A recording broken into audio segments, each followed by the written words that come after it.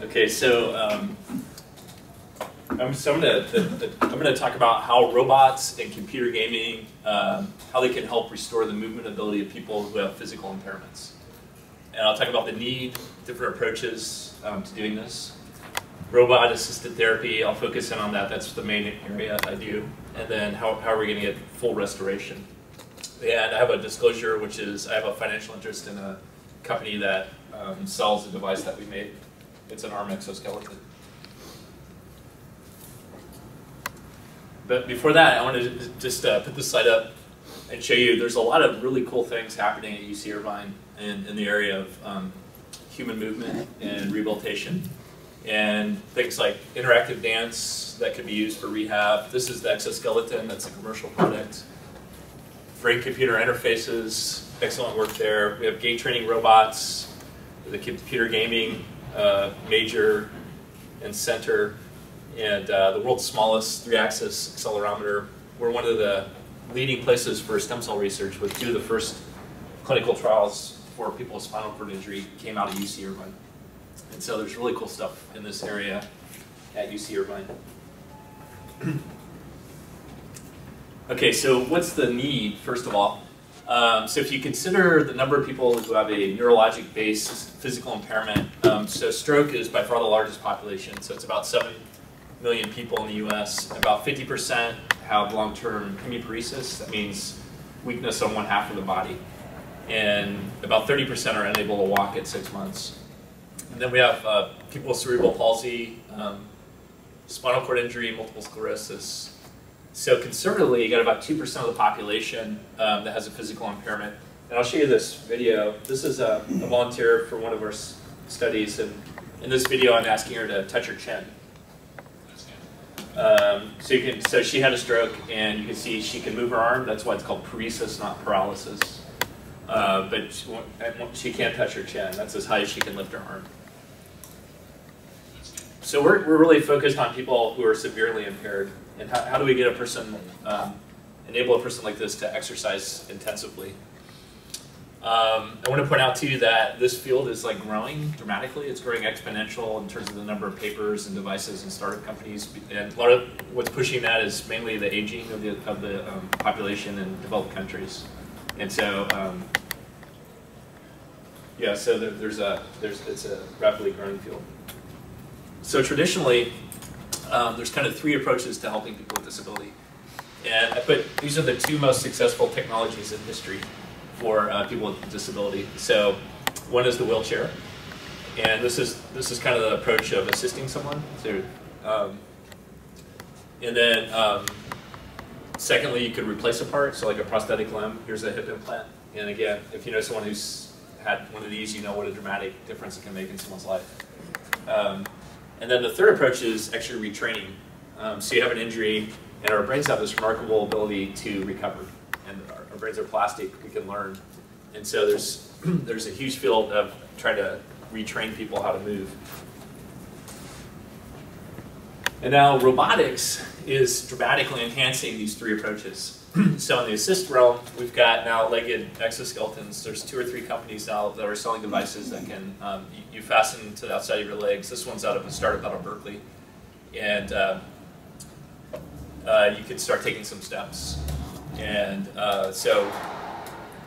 and then for replacing, there was a real breakthrough in prosthetics recently. Actually, there's been a couple, but did you guys see Oscar Pistorius at the Olympics, the guy running there? So that was pretty cool to see that. This is work by Todd Kuiken at Northwestern University, and so there's kind of a holy grail in upper extremity prosthetics, which was how could you give someone control of multiple fingers, like in Star Wars, like Luke's arm, right? How do you get that? And existing prosthetic arms were just able to give you 1 or 2 degrees of freedom at a time using myoelectric control, so putting electrodes on your muscles and measuring the activity, or maybe a cable that goes over your shoulder and you shrug your shoulder like this to open and close the hand.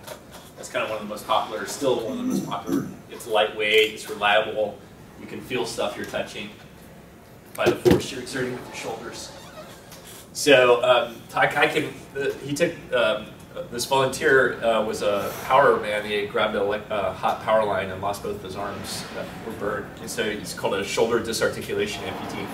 So he has this pectoralis muscle here, which normally would be attached to his upper arm, but the upper arm isn't there, so it's just a muscle that's not doing anything anymore. So what they did was they took the nerve that was normally going down into the arm. So there's a fragment of it, coming from the brain down. So that fragment, they dissected it out and sewed it into bundles in the pectoralis muscle. Now, a peripheral nerve like that will actually re-innervate. So after, I think, 3 to 6 months, it actually grows into the muscle. And so now what happens when the guy says, hey, open my hand, what happens physically to him? Question for you guys. Yeah, so then, he says, open my hand, and a little bundle of pectoralis muscle contracts. Okay, and so you can see now they put electrodes over this. So they're using the muscle as a biological amplifier. They put electrodes, they can detect that, and then this gets processed and then actually causes the robot hand to open. What's that? How's he breathing? No, you don't use the pectoralis for breathing, so. Yeah. What's that? What do you normally use it for? This pull your arm in like this, and also like if you're doing bench press, this kind of thing. So, yeah, so it's really cool. So, so now they could get up, I think, up to 6 degrees of freedom on the arm here, and it's naturalistic. So he thinks, open my hand, and the hand opens. Very little retraining has to take place. Now, something that was really cool about this too was that the sensory fibers in that nerve re-innervated the skin in the pectoralis. So so if you touch his skin here, what would he feel? Yeah, he'd feel it on his missing hand. He feels it as if something's touching his hand. And so now you could put an artificial sensor out here on the hand, and then you process that. When he touches something, you process it, and then you put what's called a tactor, which is a little vibration device that could go over the muscle. So he would know when things are, he'd feel it as if it's on his hand. So it was a real breakthrough in prosthetics. People still kind of don't like to wear them. It's still really heavy. And so it's hot and heavy, and you have to put the electrodes on. So there's still limitations. But sort of the fundamental idea of giving more degrees of freedom has been a breakthrough. And then the area I've worked in mainly is in robotic devices for retraining movement. And remember, we had this picture of the occupational therapist helping the hand with his hand exercise. So we build exoskeletons that look like this. This is for Professor Jim Bobrow. Steve Spencer is a PhD student. I love the video because every time he turns up the speed of the robot, he smiles. So you can see he's really confident in his programming and safety mechanisms here. So we don't do that to patients, but that kind of just shows you that. So he's just relaxed, and the robot's moving here. Okay, so I'll tell you the story about that robot in a second. It's called Bones. All right, so why would we build robots like that? Well, there's use-dependent plasticity in almost all motor system injuries and diseases. That means if you just have a little bit left, you can make it better. Okay, if you have a little bit of movement control left, you can make it better. And sometimes people can make it a lot better. And I think when you watch the Olympics, you understand that, right? People, we're just mere mortals, and then you watch people who have trained intensively and what they can do. And it's incredible, right? So rehab is really like that. You want it to be like Olympic training, where you take someone with potential and do intensive training to get to this level of expertise where they maximize whatever they have left. So traditionally, the way it's done is this one-on-one interaction with physical and occupational therapists, but that's really expensive. And so technology has the potential to allow more therapy with less supervision. Importantly, too, you never really knew what was happening in the therapy. You don't measure it, so it's very variable. What patients are experiencing, and the science is not well developed because you don't actually know kind of what's happening. So computer games and robots have wearable sensors, have ability to quantify, and then potentially you can even give entirely new types of therapy, which I won't talk about too much, but just to give you one example, there are electrical stimulation systems that help people. After a stroke, people will have trouble lifting up their toe when they're walking. So they'll kind of drag their toe. And so you can put an electrical stimulation system here on your muscles around here that'll help you lift your toe at the right time. And it's called a foot drop stimulator. And if you do that, and you wear that, well, of course, it helps you lift your toe and you walk. But if you wear that every day, when you take it off, you're actually better at lifting your toe. Okay, so that was therapy to the person. Did they go to the gym and work out? No, they just got it during their normal course of life, right? So by having a wearable device, you can actually make therapy continuously available potentially. Okay. All right, so this field, as I mentioned, is growing dramatically, exponentially here. There's a number of publications, a little survey I did in a review article in 2009. This is the company I work with, Hokama, sales figures up to 2010. They sell a robotic gait training system. Our device is the yellow one, the Armio Spring. And so it's not a huge field yet, but I estimate there's about 1,000 robotic therapy devices out right now. But if you look, in a big survey of 1,300 therapists, about 70% had used some sort of new technology, but only 2% had used robots. Okay, so up here they use these, they're different devices for the hand, and the foot drop stimulator is this one. They used the Wii. The Wii was very common, or one of the more common things, but only 2% had exposure to robots. So it's growing, but it's mainly the robots are in sort of major rehab hospitals now, not in the sort of smaller rehab facilities. All right, so now I'm going to just give you a quick glimpse of the state of the field. So the robots, what do they do? How do you help someone recover movement? And the primary thing that robots have implemented so far is just assisting people in moving. And the rationale for that is it helps stretch out your soft tissue. It's just stretching.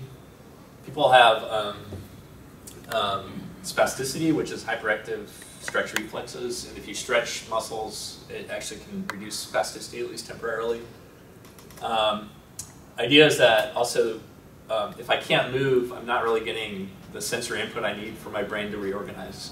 So there's this idea of heavy plasticity, which kind of is summarized as cells that fire together, wire together.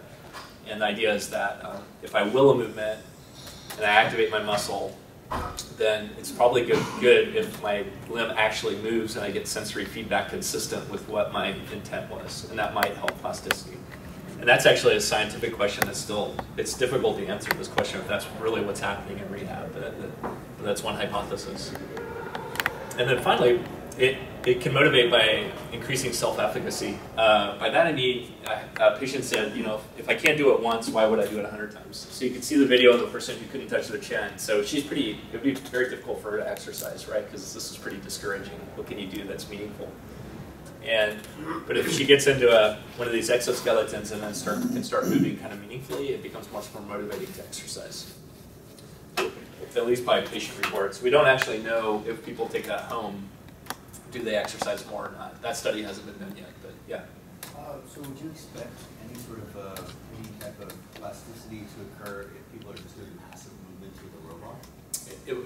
If you mean passive, where they're passive? Where they're passive, they're not doing it. Yeah. Yeah, it's funny. The term passive in therapy, it means the person's passive. So you're just, okay. In robotics, the term passive means the robot doesn't have motors on it. So there's this big confusion on between what we're talking about. But you mean if the patient is just like not doing, just like you're just hanging out and the thing. No, that actually we know there's been several good studies now showing that can help with spasticity and keeping your joints supple, but it doesn't help with sort of neural recovery. Yeah, and I'll get into that in the talk. Because an unintended result of assisting people with robots is it makes them more passive. And so, so we have to, you have to overcome that in the way you design the robot. Yeah. I'm just wondering, is there potential damage to the tissue by the constant excitation or whatever? And is there a place where one would recognize the pattern and develop sort of an intelligence system that rather than relying on the repeated excitation, but rather the system will take over and anticipate what the person will be doing? Yeah, I mean, so when you're putting here on electrical stimulation, right. Yeah, there can be issues there with the interface, but the electrodes are designed to be to not irritate you as much as possible, and the stimulation pulses as well.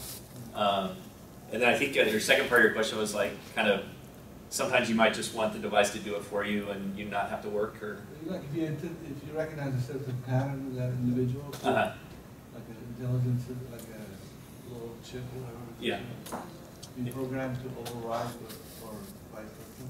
Yeah, I mean, the idea of like personalizing the device to the patient is like a huge area now, and I mean, a good physical therapist or occupational therapist, that's a large part of what they're about, is understanding your particular needs and then doing what's appropriate for you. Yeah, so in Greg's, this fellow here is working on a project like that, also trying to understand how you can sort of optimally challenge people to recover. Okay, so now I'm going to just tell you 3 studies. So that kind of give you an overview of the state of the field. So the first is the VA MIT MANIS study, and this was funded by the Veterans Administration in their continuum of medical care, their hospitals, and they used a robot called MIT MANIS that came out of MIT, and it's this black thing here, and it can assist you in moving your arm on the tabletop. Very simple design, but very, I think, a good, elegant, simple design.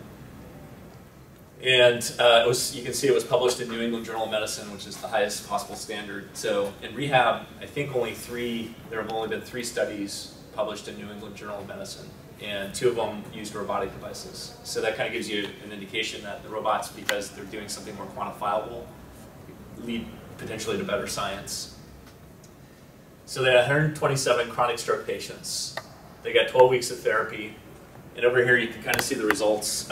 So this is the change in a scale called the Fogelmeyer assessment, which is a standard clinical assessment.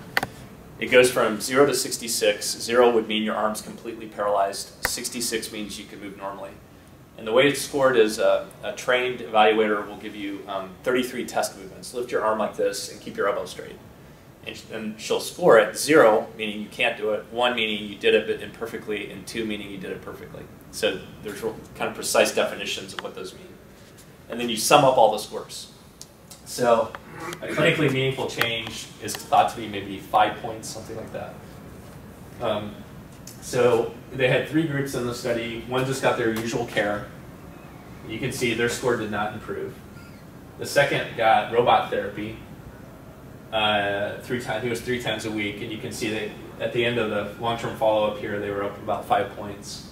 And then the third group got intense conventional therapy, and that was a physical or occupational therapist right next to them saying, go, do it, another one, do it, come on, do it, and trying to get the same number of repetitions as they could get with the computer game on the robot. Okay, and you can see that was as good here, and then it kind of tailed off. This difference, who knows? No one really knows why that was different. So, you know, who would have thought it, but the robot actually is about as good as you can get with a therapist right by your side telling you to go as hard as you can. And these are small changes, so we would all like to see these be bigger, but they're significant and there's something to build on. Now, let's see, I was going to say something else. Oh, the cost, yeah. So this robot's pretty pricey. It's about $100,000 for just this part, and they had a vertical module and then a wrist arm module. So they did a big cost study, and it turned out that the cost of these 2 things was about the same. But that's largely in part because the robots are really expensive right now, and probably if you make robots that are less expensive or you sell more of them, then it'll become more cost effective. Okay, second study. This is a gait orthosis called the Locomot that was designed to take people who were paralyzed, couldn't walk at all, and get them up and start moving their legs. Okay, so it just kind of drives your legs through a walking pattern. And some colleagues applied it to people with stroke who were ambulatory. That means they could walk but very slowly. So it's kind of not applying the device to the person it was like intended for, right? So then they measured self-selective walking velocity and your fastest velocity. And this is pre-normalized to 0 here. So this is change. And then after, I think it was 2 months of training, I don't remember. And then at a follow-up. And you can see the control group here got trained by a therapist. And the control group went up this amount, so 0.15 meters per second faster, which is kind of not that much, but it's still measurable. And then they sustained it this is the robot. So they got better in the robot, but they didn't do as well as when a therapist was training them. And so this is kind of a good example of, well, the robot didn't work as well as the therapist, and then you have to ask why, you know. And the thinking here is that this robot was just moving, it would just keep moving even if you fell asleep in the robot. And so, right? And so they actually measured energy consumption when people were walking in this versus when they were being assisted by a therapist using oxygen measurements. And they found that when you're being helped by a therapist, you're consuming about twice as much oxygen as you were when you're in the robot. So indeed, it somehow is encouraging you to be passive, even though you don't necessarily consciously think, I'm going to become passive. So obvious potential solution is computer gaming, where you can measure the forces the person's generating here in real time and somehow have your game like encourage active motion by the patient. And that's what that company is doing. Okay, and then a device that we developed here is called TRex. We took a mobile arm support developed by Tariq Rahman at the AI DuPont Institute for Children in Delaware. And it was for kids to put on their wheelchair and they could help feed. It's relieve gravity using rubber bands. And we scaled it up, put sensors on it, put a hand grip that can measure real small amounts of grip force, and then developed a series of computer games. You guys can see it afterwards. It's over in the room over here. But so now someone who, like in that video, who can barely lift their arm and can't use their hand, all of a sudden, if you put the arm in this, they can move their arm better because it's kind of like it's floating in a pool. And if they can only just move their hand a little bit, they can now, we detect that, and they can control an avatar representing their hand to pick up and release things.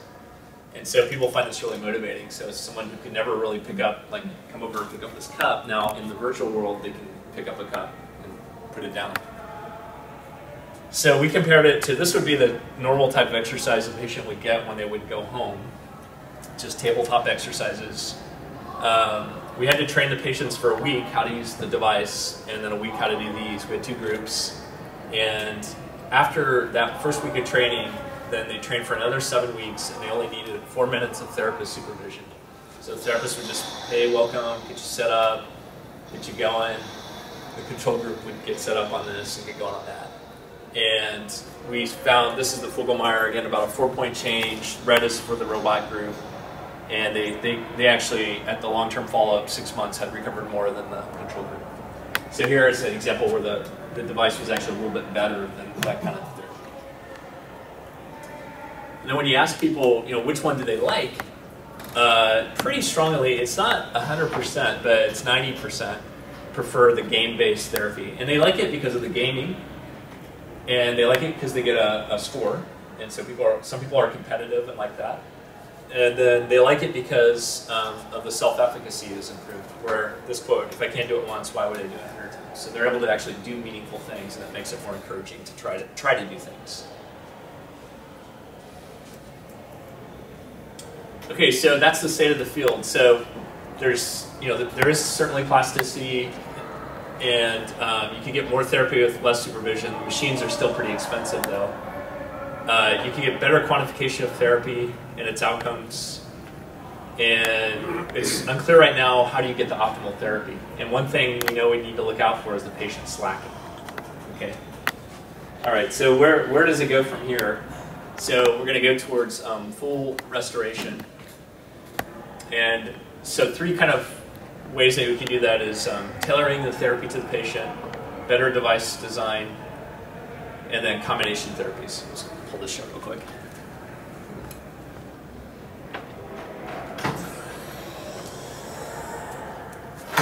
Okay, so I'll just give you a little 5-minute overview of some of these things. Okay, first, this is work with Steve Kramer. And so right now, we kind of say, hey, you had a stroke, okay, you're a stroke patient. And there's no distinction about where the stroke was or how big it was. And with Maria Lynn Malo, who's a postdoctoral fellow here, we did transcranial magnetic stimulation where you put current through here, it creates a magnetic field that induces a current in the brain, which causes the neuron to activate, and then you get a little twitch. If you're doing it over the right part of the brain, you can get a little twitch in the muscle down in the hand, for example. And so you can see, you measure the size of the twitch that's resulting, And then we plotted it versus how much did they benefit from therapy. And if they had low baseline motor evoked potentials, they benefited more from the therapy. So basically the idea is like you could do some measurements of people before they do the therapy, and you could tell someone like, hey, you've got a lot of room to improve. I know, I'm pretty confident you're going to get a lot better. Well, there's another person you could say like, you know, you might get better, but it looks like maybe you want to try different therapy because this one, the way you're set up, it's probably not going to help you that much. So we think we can probably at least double results by getting more specific. And it's the idea of like if you have cancer, you get different treatments for, you know, depending on the type of cancer that you have. Okay, for better devices, I'm going to give you 3 things: preventing slacking, reducing complexity, and increasing intensity. So slacking, let me run these videos. This is another exoskeleton we built. And in the top one here, it's assisting her in reaching out and grabbing items and then putting them in a sharpening cord. This one, the robot's off, and you can see how much she's struggling. She can't get up to reach the object. So what we found that was we didn't expect is when we took the standard robotic controller out of, a robotics control text and used it to like assist a person, your brain would subconsciously let the controller take over. And it's actually, you can mathematically model the algorithm that your brain's using to slack. Now slacking is a negative term for it. What's the positive term for it? Or what would be a positive term for it? Ask you guys. Relaxing. Relaxing. Yeah, those are good. Energy minimization. Like it's good for you to not use energy, right? It's a valuable resource.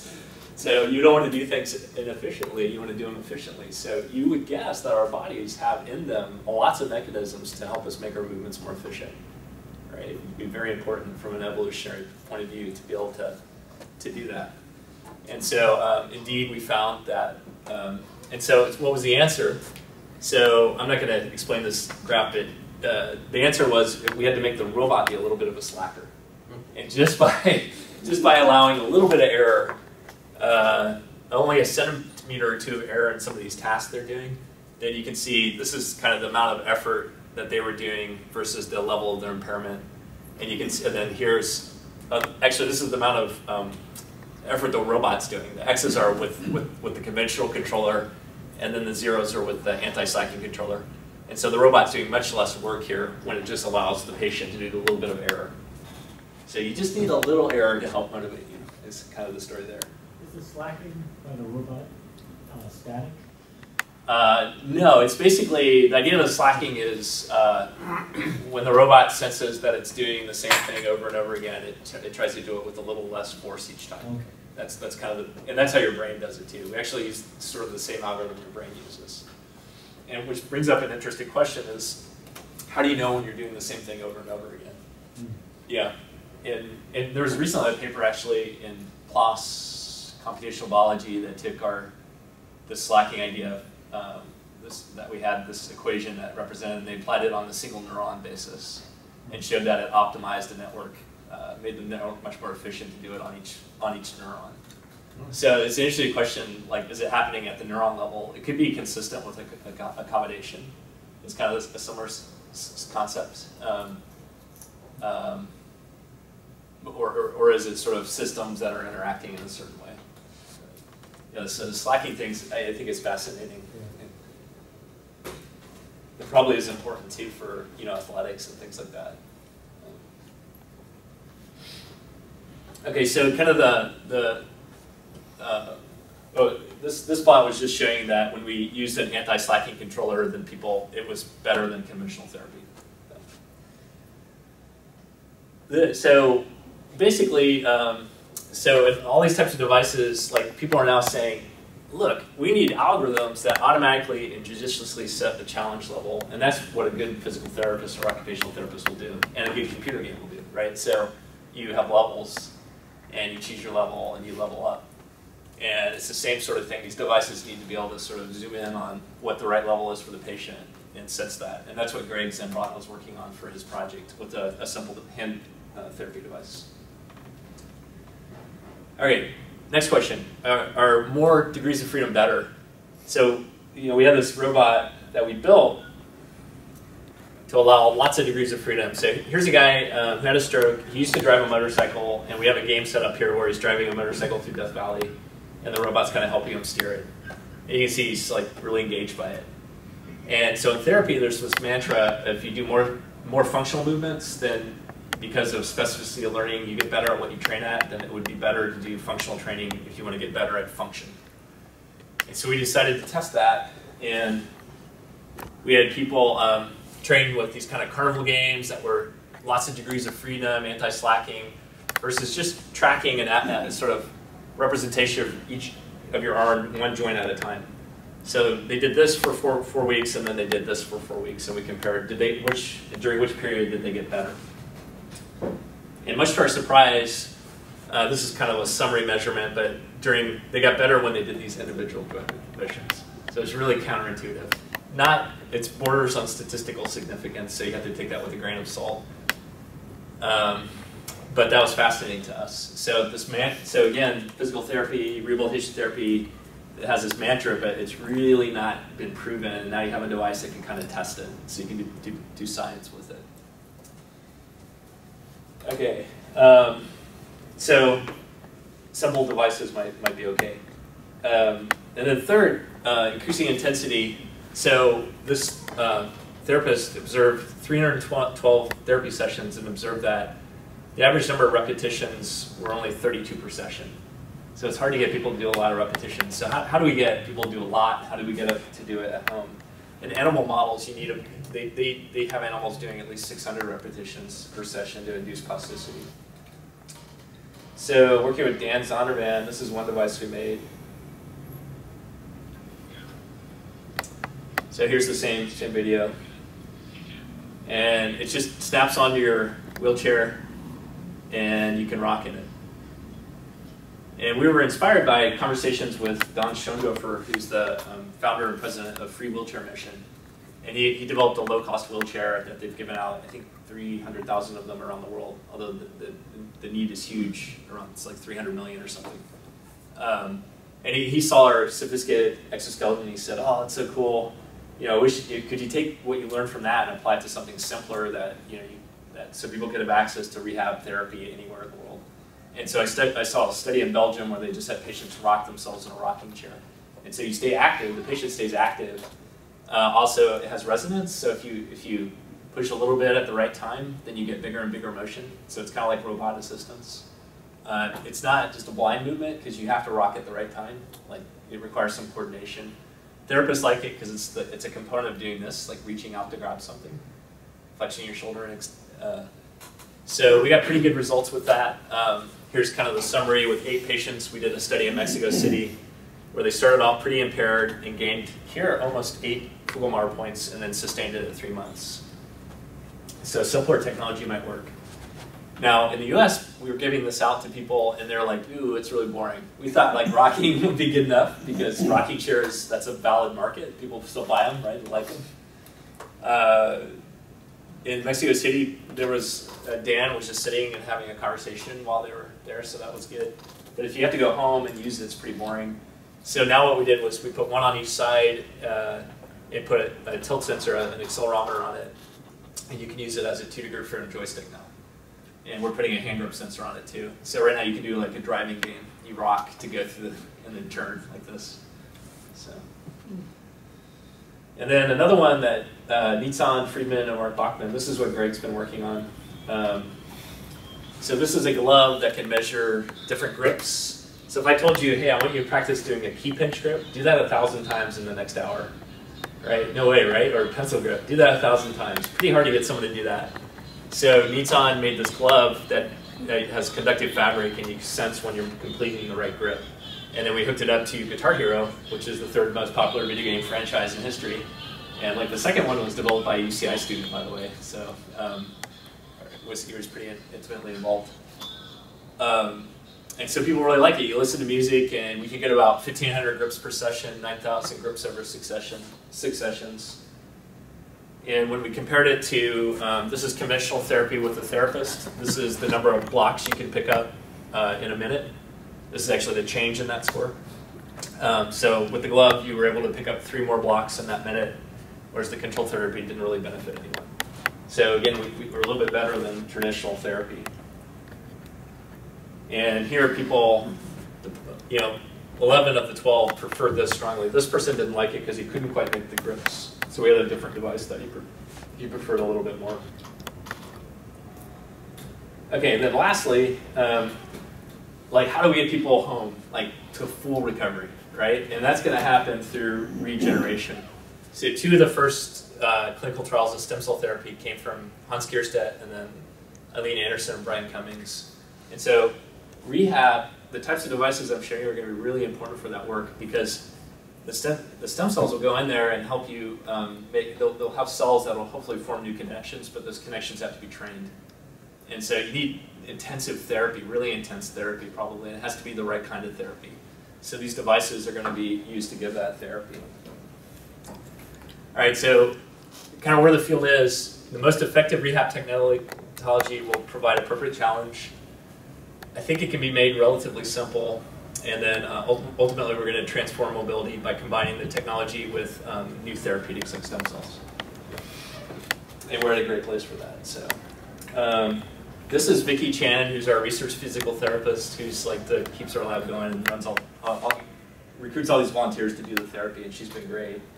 And then we get support from National Institute of Health, National Center for Medical Rehabilitation Research, NIDR, National Institute of Disability Rehabilitation Research. I'm involved with a rehabilitation robotics center that's centered at the Rehab Institute of Chicago.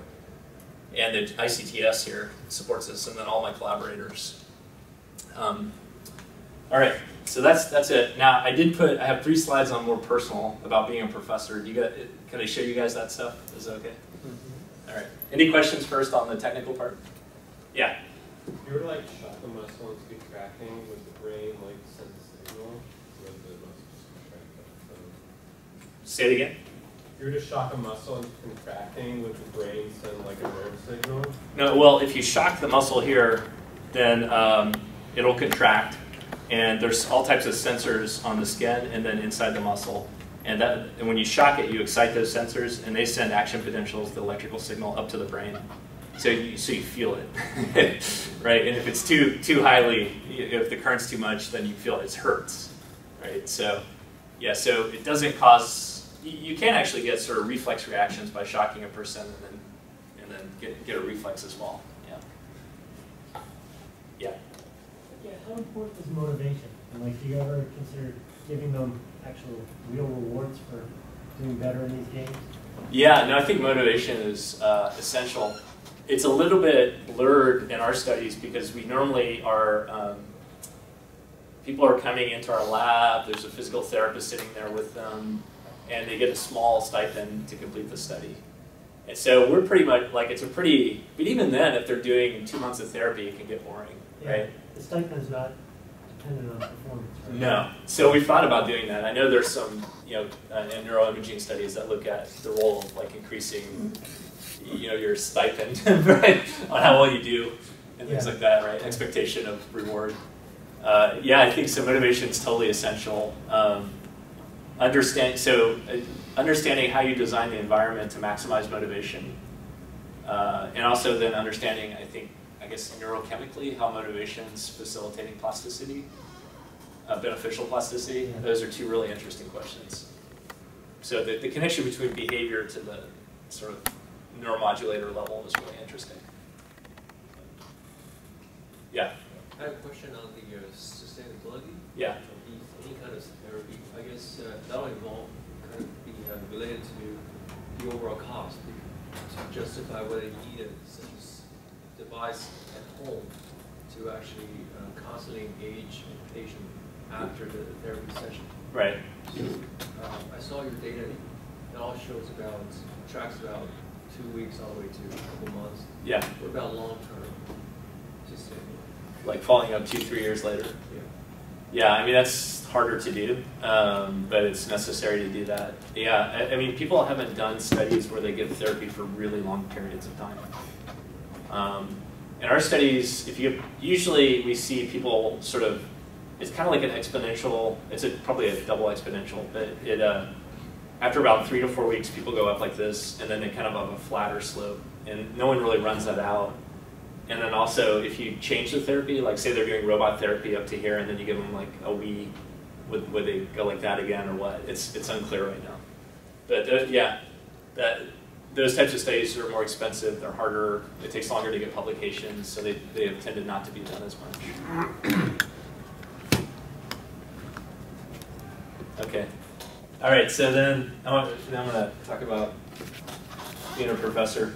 It's kind of small, but yeah. So you guys be merciful to me. This is a little more personal, but I thought I'd share it with you since you guys are doing research and getting involved.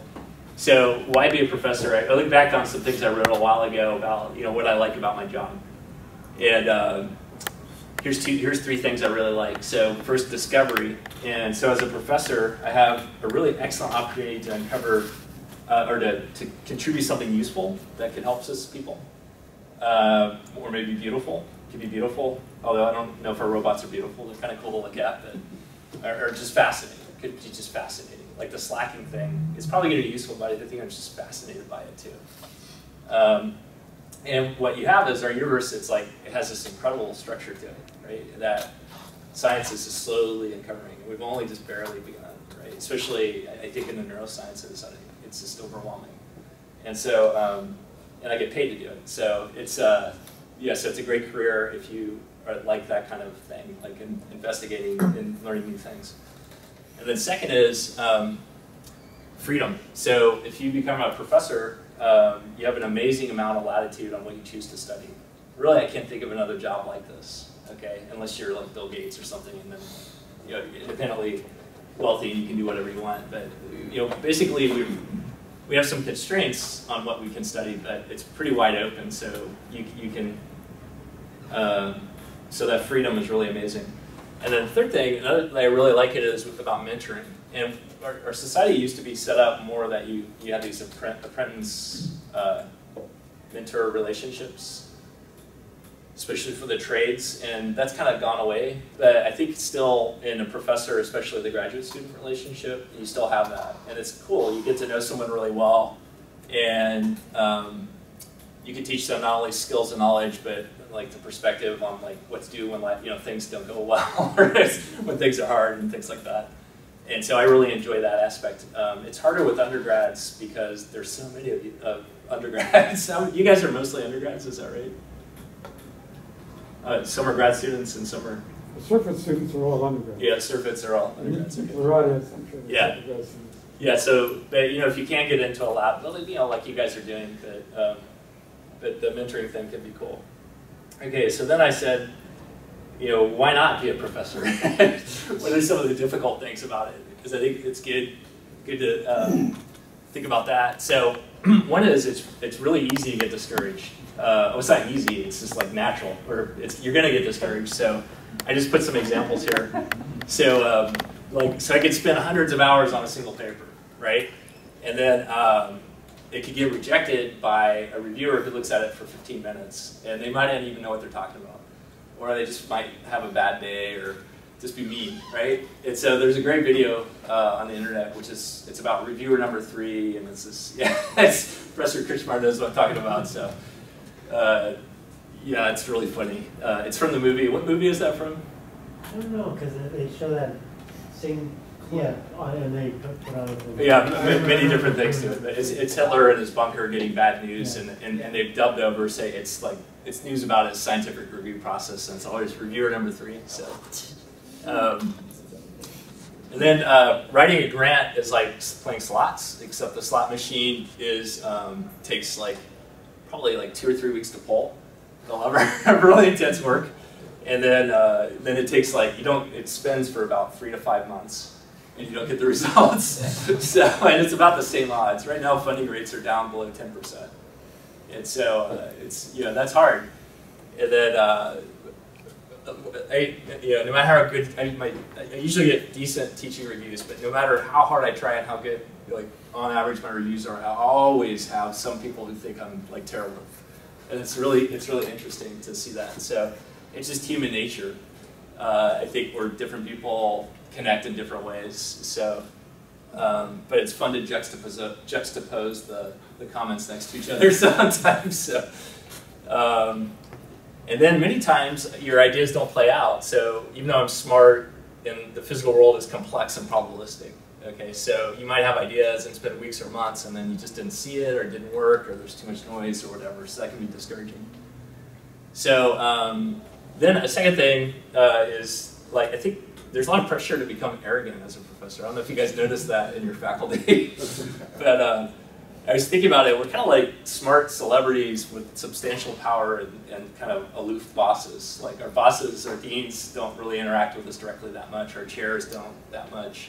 You're kind of like running your own small business, and you're kind of like a celebrity, you know, because all the students, we control your destiny in some small sense.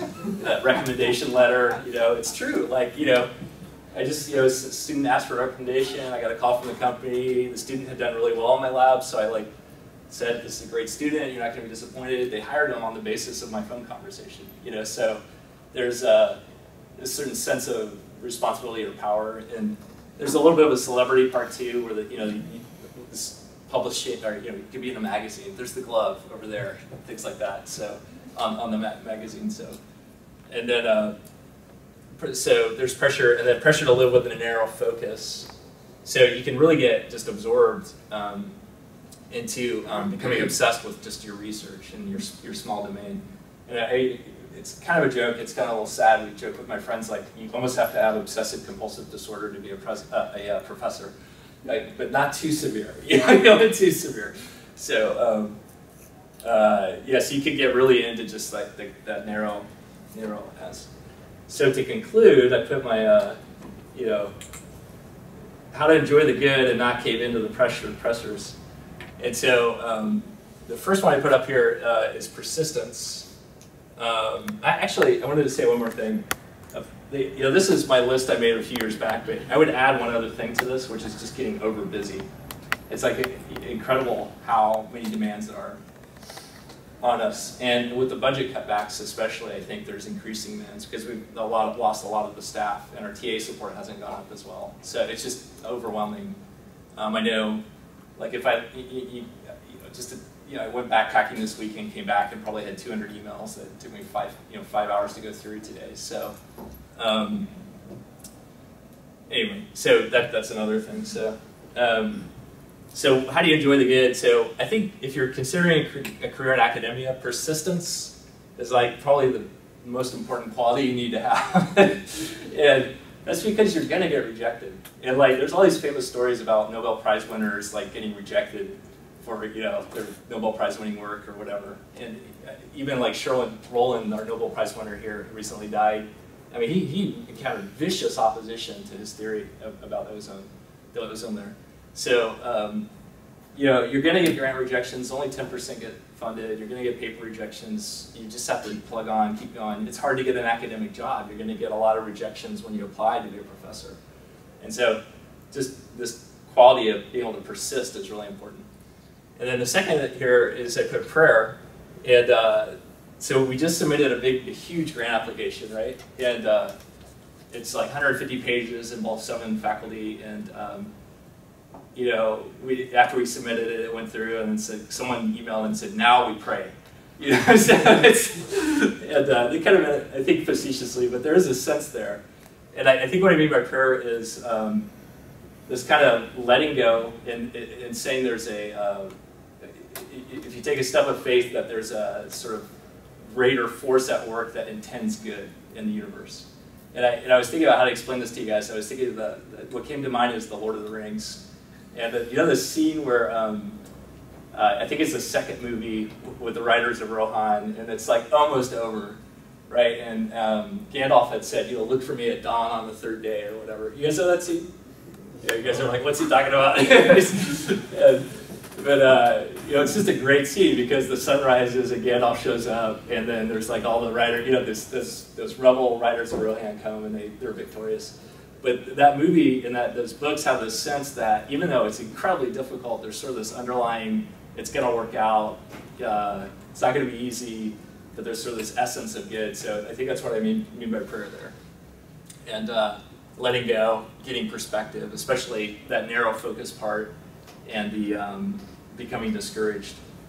And then people, so just like having lots of good relationships, and hopefully, with your students, your mentors, and your friends, and your lab mates, whatever. That's like makes it rich. And then just having fun with it, I think, is probably one of the most important things. Like not taking it too seriously. So, all right, so that's it. Thank you.